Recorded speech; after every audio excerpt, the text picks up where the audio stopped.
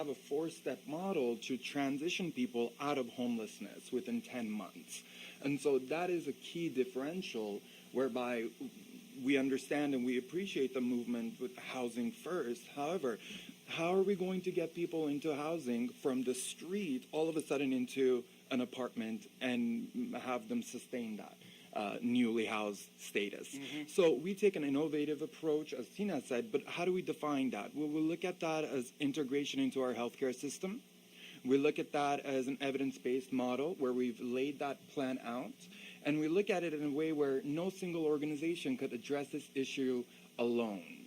So last year, LA County spent $1 billion on the homeless issue itself. But we've had a 12% increase in homelessness. So clearly, conventional methods are not working.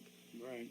So let me ask you about you have a population health management approach, and it has a biopsychosocial model attached to it. Why don't you explain your biopsychosocial model?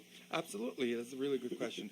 So the biopsychosocial model dictates that, or posits that you have to look at a given individual holistically. So we can't just look at them in a biological sense, or in a psychological sense, or in the social sense, in a vacuum. Instead, we have to look at a holistic perspective in order to really make an impact on that individual's trajectory. So we are talking about connection to medical services, but as well as addressing comorbidities of mental health, substance abuse, as well as social and economic integration.